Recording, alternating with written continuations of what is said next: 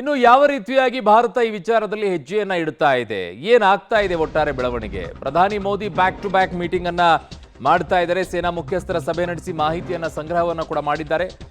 ಪಾಕಿಸ್ತಾನಕ್ಕೆ big shock ಏನಾದರೂ ಕಾದಿದೆಯಾ? ಭಾರತವನ್ನ ಕೆಣಕಿದ್ರೆ ಪಿನಾಕ ಕ್ಷಿಪಣಿ ಬಳಕೆಯನ್ನ ಮಾಡಲಾಗುತ್ತೆ. ಅದು 44 ಸೆಕೆಂಡ್ನಲ್ಲಿ 12 ಮಿಸೈಲ್ಗಳನ್ನ ಹೊಡೆಯುವಂತ ರಾಕೆಟ್ ಸಾಧ್ಯತೆ ಅದರಲ್ಲಿರುವಂಥ ಕೆಪಾಸಿಟಿ ಅದು 12 ಹೊಡೆಯುತ್ತೆ 44 ಸೆಕೆಂಡ್ಗೆ. ಭಾರತ ಪಾಕ್ ನಡುವೆ ಉದ್ವಿಗ್ನ ಪರಿಸ್ಥಿತಿ ನಿರ್ಮಾಣವಾಗಿರುವುದು. ಒಂದು ವಾರದ ಮಟ್ಟಿಗೆ IPL ಪಂದ್ಯಗಳನ್ನು ಮುಂದೂಡಿಕೆಯನ್ನ ಮಾಡಿದ್ದಾರೆ.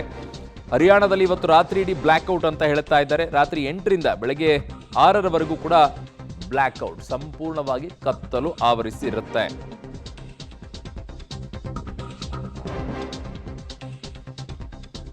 ಇದ್ರ ಬಗ್ಗೆ ಪೂರ್ಣವಾದಂತ ಒಂದು ಡೀಟೇಲ್ ವರದಿ ಇದೆ, ನೋಡ್ಕೊಂಡು ಬನ್ನಿ. ಪಾಕಿಸ್ತಾನಕ್ಕೆ ಕಾದಿದೆ ಬಿಗ್ ಶಾಕ್. ಭಾರತವನ್ನ ಕೆಣಕಿದ್ರೆ ಪಿನಾಕ ಕ್ಷಿಪಣಿ ಬಳಕೆ. ಭಾರತವನ್ನ ಕೆಣಕಿರೋ ಪಾಕಿಸ್ತಾನ ಜಸ್ಟ್ ಟ್ರೇಲರ್ ನಷ್ಟೇ ನೋಡಿರೋದು. ಇನ್ನು ಡಬಲ್ ಶಾಕ್ ಕೊಡೋದಕ್ಕೆ ಭಾರತ ಸಜ್ಜಾಗಿದೆ. ಅದೇನಂದ್ರೆ ಶಾಂತಿಗೆ ಫೇಮಸ್ ಆಗಿರೋ ಭಾರತವನ್ನ ಮತ್ತಷ್ಟು ಕೆಣಕಿದ್ರೆ ಪಿನಾಕ ರಾಕೆಟ್ ಲಾಂಚರ್ ಬಳಕೆ ಮಾಡುವ ಸಾಧ್ಯತೆ ಇದೆ. ಪಾಕ್ ವಿರುದ್ಧ ಪಿನಾಕ ರಾಕೆಟ್ ಲಾಂಚರ್ ಬಳಸುವ ಬಗ್ಗೆ ಭಾರತ ಚಿಂತಿಸಿದೆ. ಈಗಾಗಲೇ ಭಾರತದ ದಾಳಿಯಿಂದ ಕಂಗೆಟ್ಟು ಹೋದ ಪಾಕ್ ಮತ್ತೆ ಬಾಲ ಬಿಚ್ಚಿದ್ರೆ ಬುಡಕ್ಕೆ ಬೆಂಕಿ ಇಡುವುದು ಗೊತ್ತಿದೆ.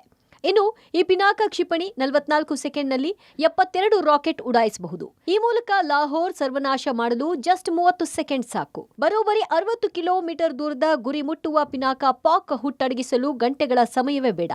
ಇನ್ನೊಂದು ಮಹತ್ವದ ವಿಚಾರವೆಂದರೆ ಸೇನಾ ಮುಖ್ಯಸ್ಥರಿಗೆ ಸೇನಾ ಸಿಬ್ಬಂದಿಗಳ ಸದ್ಬಳಕೆಗೆ ಮಾಡಿಕೊಳ್ಳಲು ಪ್ರಧಾನಿ ಮೋದಿ ಅಧಿಕಾರ ನೀಡಿದ್ದಾರೆ. ಸಂಕಷ್ಟದ ಹೊತ್ತಲ್ಲಿ ಸೇನೆ ಕರೆಸಿಕೊಳ್ಳುವ ಅಧಿಕಾರದ ಜೊತೆಗೆ ಮೀಸಲು ಪಡೆಯನ್ನ ಕರೆಸಿಕೊಳ್ಳಲು ಸೇನಾ ಮುಖ್ಯಸ್ಥರಿಗೆ ಅವಕಾಶ ನೀಡಿದ್ದಾರೆ. ಸುದೀರ್ಘ ಚರ್ಚೆ ಬಳಿಕ ಕೇಂದ್ರ ಸರ್ಕಾರ ಈ ನಿರ್ಧಾರ ಕೈಗೊಂಡಿದೆ. ಪಾಕಿಸ್ತಾನಕ್ಕೆ ಭಾರತ ಇದುವರೆಗೂ ಟ್ರೈಲರ್ನಷ್ಟೇ ತೋರಿಸಿದೆ, ಪಿಕ್ಚರ್ ತೋರಿಸೋದು ಬಾಕಿ ಇದೆ. ಇನ್ಮುಂದೆ ಏನಾದರೂ ಪಾಕಿಸ್ತಾನ ಇದೇ ರೀತಿ ಬಾಲ ಬಿಚ್ತಾ ಇದ್ದರೆ ಪಿನಾಕ ರಾಕೆಟನ್ನು ಉಡಾವಣೆ ಮಾಡೋದ್ರ ಬಗ್ಗೆ ಚಿಂತನೆಯನ್ನು ಮಾಡ್ತಾ ಇರುವಂಥದ್ದು. ಪಿನಾಕ ರಾಕೆಟ್ ಏನಾದರೂ ಬಳಕೆ ಮಾಡಿದ್ರೆ ಪಾಕಿಸ್ತಾನ ಸರ್ವನಾಶ ಆಗೋಗುತ್ತೆ. ಆ ಪ್ರಮಾಣದಲ್ಲಿ ಪಿನಾಕ ರಾಕೆಟನ್ನು ಬಳಕೆ ಮಾಡೋದ್ರ ಬಗ್ಗೆ ಚಿಂತನೆ ಮಾಡ್ತಾ ಇರುವಂಥದ್ದು. ಈ ಪಿನಾಕ ರಾಕೆಟ್ನಲ್ಲಿ 22 ರಾಕೆಟ್ಗಳಿರ್ತವೆ. ಕೇವಲ 42 ಸೆಕೆಂಡ್ಗಳಲ್ಲಿ ಉಡಾವಣೆ ಆಗ್ತವೆ. 40 ಸೆಕೆಂಡ್ನಲ್ಲಿ ಲಾಹೋರನ್ನು ಧ್ವಂಸ ಮಾಡ್ಬೋದು. 60 ಕಿಲೋಮೀಟರ್ ದೂರದವರೆಗೂ ಗುರಿ ಇಟ್ಕೊಂಡು ಉಡಾವಣೆ ಮಾಡಿದ್ರೆ ಅಲ್ಲಿರ್ತಕ್ಕಂಥ ಲಾಹೋರ್ ಇರ್ಬೋದು ಅಥವಾ ಬೇರೆ ಪ್ರದೇಶ ಇರ್ಬೋದು ಸಂಪೂರ್ಣವಾಗಿ ಧ್ವಂಸ ಆಗುತ್ತೆ. ಆ ರೀತಿಯಾಗಿ ಪಾಕಿಸ್ತಾನಕ್ಕೆ ಬಿಸಿ ಮುಟ್ಟಿಸೋದ್ರ ಬಗ್ಗೆ ಭಾರತ ಚಿಂತನೆ ಮಾಡ್ತಾ ಇದೆ. ಈಗಾಗಲೇ ಪ್ರಧಾನಿ ನರೇಂದ್ರ ಮೋದಿ ಅವರು ಕೂಡ ಭಾರತೀಯ ಸೇನೆಗೆ ಅಧಿಕಾರವನ್ನು ಕೊಟ್ಟಿರುವಂಥದ್ದು. ಸೇನಾ ಸಿಬ್ಬಂದಿಯನ್ನು ಎಲ್ಲರನ್ನೂ ಕೂಡ ಸದ್ಬಳಕೆ ಮಾಡ್ಕೊಳ್ಳೋಕ್ಕೆ ಸೂಚನೆಯನ್ನು ಕೊಟ್ಟಿದ್ದಾರೆ. ಭಾರತೀಯ ಸೇನೆ ಎಲ್ಲರನ್ನೂ ಬಳಕೆ ಮಾಡಿಕೊಂಡು ಏನಾದರೂ ಪಾಕಿಸ್ತಾನದ ವಿರುದ್ಧ ಕಠಿಣವಾದಂಥ ಕ್ಷಿಪಣಿಗಳನ್ನು ಉಡಾಯಿಸ್ತು ಅಂತಂದರೆ ಪಾಕಿಸ್ತಾನ ಮತ್ತಷ್ಟು ಸಂಕಷ್ಟಕ್ಕೆ ಸಿಲುಕೋದ್ರಲ್ಲಿ ಯಾವುದೇ ಅನುಮಾನ ಇಲ್ಲ. ಪ್ರಧಾನಿ Modi back to back meeting. ಸೇನಾ ಮುಖ್ಯಸ್ಥರ ಸಭೆ ನಡೆಸಿ ಮಾಹಿತಿ ಸಂಗ್ರಹ. ಪಾಕಿಸ್ತಾನದ ವಿರುದ್ಧ ನಡೀತಾ ಇರುವ ಸೇನಾ ಕಾರ್ಯಾಚರಣೆಯ ಬಗ್ಗೆ ಸಿಡಿಎಸ್ ಮತ್ತು 3 ಸೇನಾ ಮುಖ್ಯಸ್ಥರ ಜೊತೆ ರಕ್ಷಣಾ ಸಚಿವ ರಾಜನಾಥ್ ಸಿಂಗ್ ಹೈ ವೋಲ್ಟೇಜ್ ಸಭೆ ನಡೆಸಿದ್ದಾರೆ. ದೆಹಲಿಯಲ್ಲಿ ಸಿಡಿಎಸ್ ಜನರಲ್ ಅನಿಲ್ ಚೌಹಾಣ್ ಮತ್ತು 3 ಸೇನಾ ಮುಖ್ಯಸ್ಥರೊಂದಿಗೆ 2 ಗಂಟೆಗಳ ಕಾಲ ಸಭೆ ಮಾಡಿದ್ದಾರೆ. ಈ ವೇಳೆ ಪಾಕ್ ಕ್ಷಿಪಣಿ ಮತ್ತು ಡ್ರೋನ್ ದಾಳಿಯನ್ನ ಭಾರತ ಯಶಸ್ವಿಯಾಗಿ ತಡೆದ ಬಗ್ಗೆ ಅವರು ಮಾಹಿತಿ ಪಡೆದರು. ಆಪರೇಷನ್ ಸಿಂಧೂರ ಬಳಿಕ ಗಡಿಯಲ್ಲಿ ಭದ್ರತಾ ಪರಿಸ್ಥಿತಿ ನಿರ್ಣಯಿಸಲು ಈ ಸಭೆ ನಡೆಸಲಾಯಿತು. ಇದರ ಬೆನ್ನಲ್ಲೇ ಪ್ರಧಾನಿ ಮೋದಿ ಕೂಡ ಬ್ಯಾಕ್ ಟು ಬ್ಯಾಕ್ ಮೀಟಿಂಗ್ ಮಾಡಿದ್ದಾರೆ. ಸೇನಾ ಮುಖ್ಯಸ್ಥರ ಭೇಟಿ ಬಳಿಕ ಮಾಹಿತಿ ಸಂಗ್ರಹಿಸಿದ ಮೋದಿ ಕೆಲ ಸಲಹೆಗಳನ್ನು ನೀಡಿದ್ದಾರೆ. ಅನಂತರ ರಕ್ಷಣಾ ಸಚಿವ ರಾಜನಾಥ್ ಸಿಂಗ್ ಅವರನ್ನ ಭೇಟಿಯಾಗಿ ಮುಂದಿನ ಕ್ರಮಗಳ ಬಗ್ಗೆ ಚರ್ಚಿಸಿದ್ದಾರೆ.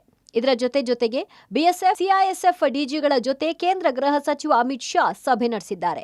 ಈ ಸಭೆಯಲ್ಲಿ ರಾಷ್ಟ್ರೀಯ ಭದ್ರತಾ ಸಲಹೆಗಾರ ಅಜಿತ್ ದೋವಲ್ ಕೂಡ ಭಾಗಿಯಾಗಿದ್ದಾರೆ. ಪಾಕ್ ವಿರುದ್ಧ ತೆಗೆದುಕೊಳ್ಳಬೇಕಾದ ಮುಂದಿನ ಕ್ರಮ ಹಾಗೂ ಗಡಿ ಭದ್ರತೆ ಕುರಿತು ಚರ್ಚೆ ನಡೆಸಿದ್ದಾರೆ. ಪಾಕಿಸ್ತಾನದ ವಿರುದ್ಧ ನಡೀತಾ ಇರುವಂತಹ ಸೇನಾ ಕಾರ್ಯಾಚರಣೆಯ ಬೆನ್ನಲ್ಲೇ ಇವತ್ತು ಬ್ಯಾಕ್ ಟು ಬ್ಯಾಕ್ ಸಭೆಗಳು ನಡೆದವು.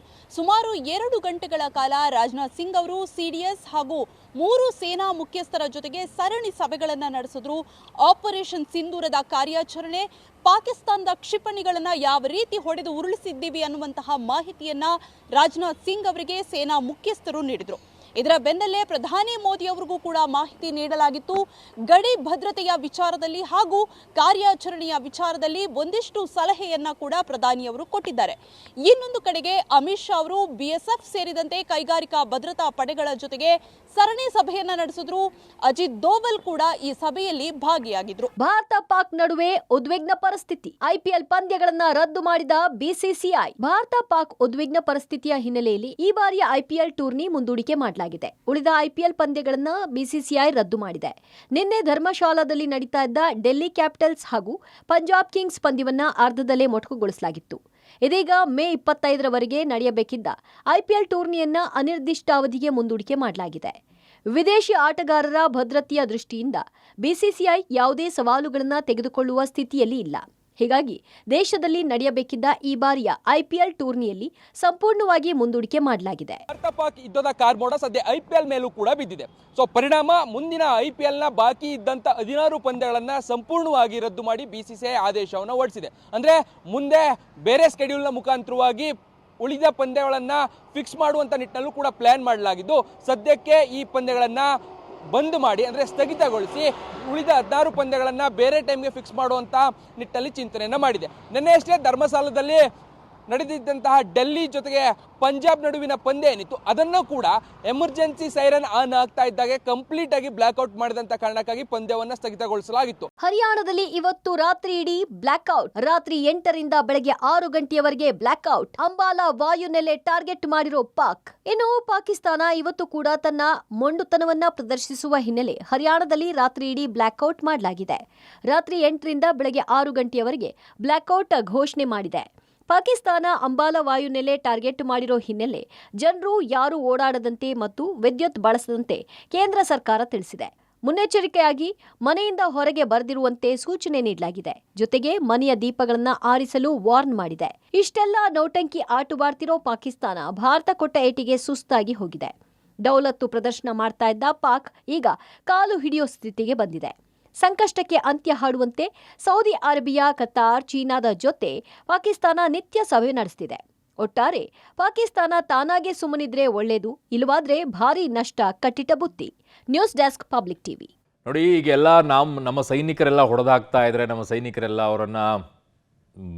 ಅವರ ಬರ್ತಾ ಇರುವಂಥ ಮಿಸೈಲ್ಸ್ಗಳನ್ನೆಲ್ಲ ಚಿಂದಿ ಚಿತ್ರಾನ್ನ ಮಾಡ್ತಿದ್ರೆ ಎಲ್ಲ ಓಕೆ. ಬಟ್ ಈ ವಿಚಾರದಲ್ಲಿ ನಾವು ಎಚ್ಚರಿಕೆಯಿಂದ ಇರಬೇಕಾದಂಥ ಅಗತ್ಯತೆ ಇದೆ. ಮೈ ಮರಿಬಾರದು. ಕಾರಣ ಅದು ಕಂಟ್ರಿ ದೇಶ, ಅದು ಯಾವ ಹಂತಕ್ಕೆ ಬೇಕಾದರೂ ಹೋಗ್ತಾರೆ, ಏನು ಬೇಕಾದರೂ ಮಾಡ್ತಾರೆ.